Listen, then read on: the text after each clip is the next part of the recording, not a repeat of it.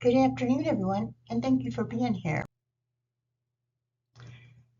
I have to be honest, though. The professor told me how smart this class is, so I came up with a question just to see if I could prove if she was right or not. Are you going to be the next Elon Musk? We'll see if you can answer this question. Okay, are you ready? If you had a $3,000 balance on a credit card that charged 18% interest, how long do you think it would take you to pay off that balance if you only paid the minimum amount each month and never charged on again? I'll move on to the next part, giving you time to work on that. As college graduates, whether you're achieving a 2-year degree, a certificate, a bachelor's, or if you're like some people I know and they're going for a career and going to college, then when you step out into the real world, you're already in deep debt.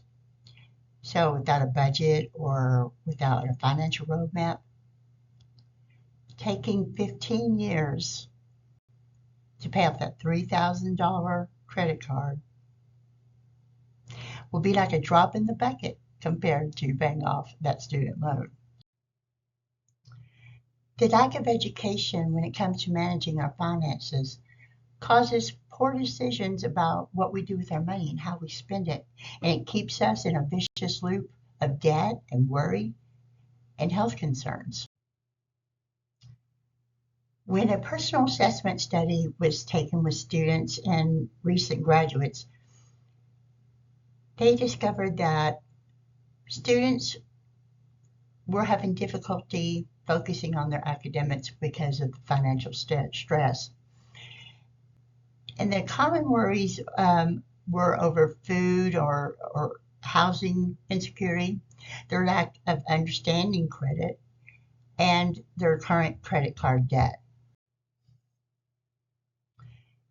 Because these students were never taught about debt and credit management, most develop bad spending habits, and it keeps them from getting the low interest rates when they're trying to get a new home or buy a new car.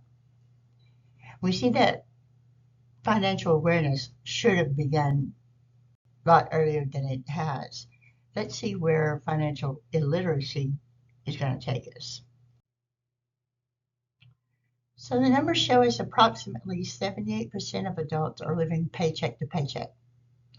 And 2 out of 3 families lack any type of emergency savings. Almost 3 in 4 workers are in debt. And that takes what we know of how financial stress affected the college students. We're going to look at how it's affecting the workers. Nearly 1/3 of all employees have admitted to spending 6 or more hours each week at work worrying about or dealing with their personal finances. They're distracted and they're less productive. So employers started implementing a workplace program that was helping the employee become more financially literate. And they specifically wanted to help mitigate these financial problems at home that were affecting their job performance. And depending on how much the employer wants to invest in the employee, these programs can be as minimal as a pamphlet, an online or virtual coaching, or an extensive $100 to $150 cost per employee that is a one-on-one with a financial advisor. Job seekers who have already educated themselves in personal finances will learn how to interpret the benefit packages and discover and decide which program is better for them, which company is looking out more for them, and they'll be able to make better choices of where their career begins. So I'll bring this to a wrap up. by letting you know that when you graduate, whether it be from here or a university, and you're on your way to the career of your dreams, you're bringing more than your degree.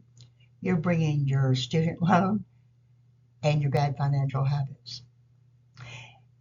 In the words of Hira and Neubel, financial savvy employees know how to achieve financial success and how they're advancing within the work organization. Thank you and have a good evening.